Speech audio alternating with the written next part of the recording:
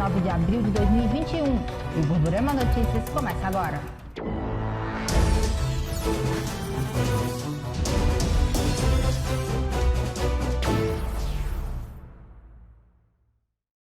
Olá, boa noite. A seguir tem as emoções do futebol com a Copa do Nordeste e o Campeonato Paraibano. E ainda, no Dia do Índio, um exemplo de quem venceu todos os obstáculos para realizar um sonho.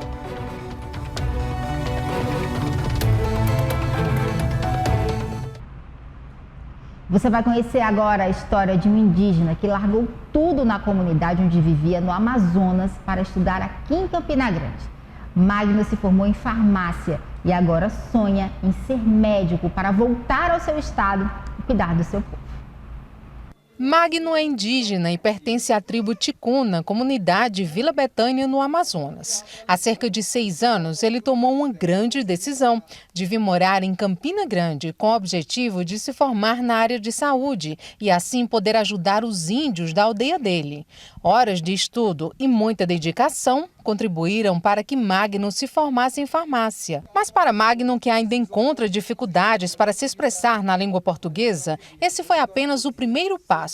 Ele segue estudando e agora o foco principal é passar no Enem para medicina e se especializar em ginecologia. Ele explica que na aldeia muitas mulheres adoecem e chegam a óbito por falta de informação. Mulheres que não sabem qual é a doença, entendeu? Que não sabem como é que ela explica e ainda tem vergonha ela se mostrar outro médico que não é indígena, entendeu? Com o passar do tempo, Magno também conseguiu trazer os sobrinhos para a rainha da Borborema. Moram com ele Aldeir, Linglage e a filha dela, a Islane, de 8 meses de idade, que nasceu aqui, em Campina Grande. A jovem está estudando enfermagem com o mesmo objetivo, voltar para a aldeia e cuidar do seu povo.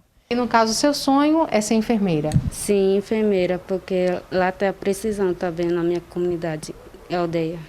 Então, no caso, quando você se formar aqui e se especializar, você pretende voltar para a sua comunidade? É claro que eu quero voltar na minha comunidade, porque estou com saudade da minha família também. A vinda de Magno foi intermediada por Eliandro. Eles se conheceram via internet. Quando chegou, que eu peguei ele no aeroporto, foi até meio estranho. Ele ficou meio fora de si. Assim, com pessoas estranhas.